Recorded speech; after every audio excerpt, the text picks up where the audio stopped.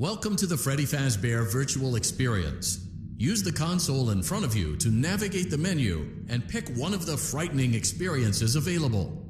By completing these scenarios, more will become available. You'll see plenty of familiar faces and some new ones as well. So stay a while and have a good time. And remember, despite the temporary horror you may experience, this is a completely controlled environment and you aren't in any real danger. Fazbear Entertainment not responsible for real danger. Please make a selection from the virtual menu.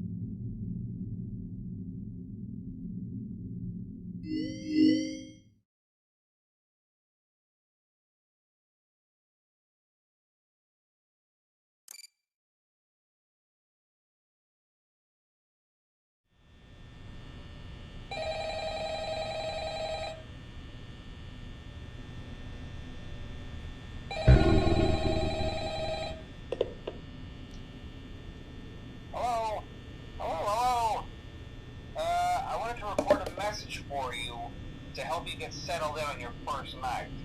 I actually worked in that office before you. I'm finishing up my last week now, as a matter of fact, so I know it can be a bit overwhelming, but I'm here to tell you there's nothing to worry about. You'll be fine. So let's just focus on getting you through your day. Okay? Let's see. First, there's an introductory greeting from the company that I'm supposed to read. It's kind of a legal thing, you know. Welcome to Freddy Fazbear's Pizza, a magical place for kids and grown-ups alike, where fantasy and fun come to life. Fazbear Entertainment is not responsible for damage to property or person. Upon discovering that damage or death has occurred, a missing person report will be filed within 90 days or as soon as property and premises have been thoroughly cleaned and bleached and the carpets have been replaced. Blah, blah, blah. Now, that might sound bad, I know, but there's really nothing to worry about. The animatronic characters here do get a bit quirky at night, but do I blame them? No. If I were forced to sing those same stupid songs for 20 years and I never got a bath, I'd probably be a bit irritable at night too. So remember, these characters hold a special place in the hearts of children, and you need to show them a little respect, right? Okay. So just be aware that characters do tend to wander a bit. They're left in some kind of free roaming mode at night. Something about their servos locking up, they get turned off for too long. They used to be allowed to walk around during the day too, but then there was the bite of 87. Yeah, it's amazing that the human body can live without the frontal lobe, you know? Now, concerning your safety, the only real risk to you as a night watcher here, if any, is the fact that these characters, if they happen to see you after hours, probably won't recognize you as a person. They'll most likely see you as a metal endoskeleton without its costume on. Now, since that's against the rules here at Freddy Fazbear's Pizza, they'll probably try to forcefully stuff you inside a Freddy Fazbear suit. Now, that wouldn't be so bad if the suits themselves weren't filled with cross beams, wired, and animatronic devices, especially around the facial area. So you can imagine how having your head forcefully pressed inside one of those could cause a bit of discomfort and death. The only parts of you that would likely see the light of day again would be your eyeballs and teeth when they pop out in front of the mask. Yeah, they don't tell you these things when you sign up. But hey, first station of the breeze. I'll chat with you tomorrow. Check those cameras and remember to close the doors only if absolutely necessary. Gotta conserve power. Alright, good night.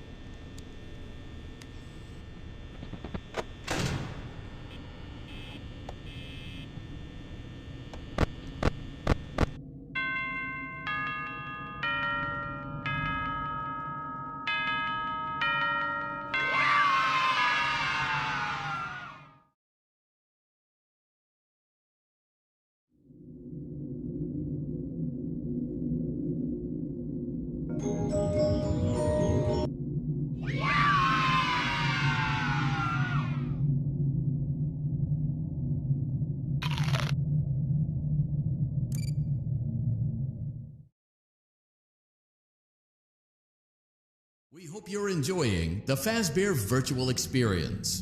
Please be aware that there may be visual artifacts left behind from the beta testing phase of development. If you see any such artifacts, we recommend that you not interact with them. We'll weed them out eventually. There's no guarantee that we'll weed them out eventually.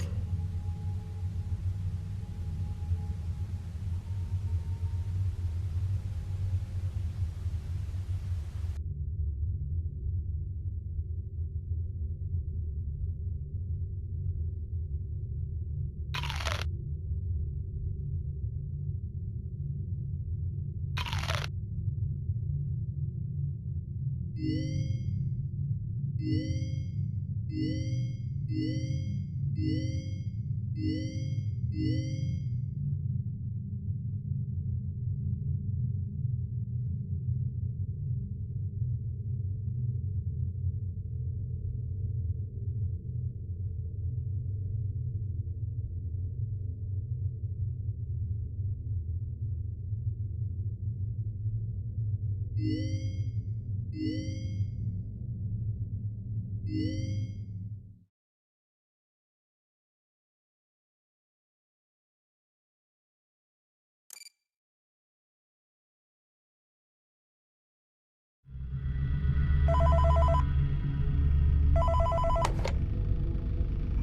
glad you came back for another night. I promise it'll be a lot more interesting this time. We found some great new relics over the weekend, and we're out tracking down a new lead right now. So, let me just update you real quick, then you can get to work. Like, the attraction opens in like a week, so we have to make sure everything works and nothing catches on fire. When the place opens, people will come in at the opposite end of the building and work their way towards you, past you, and out the exit.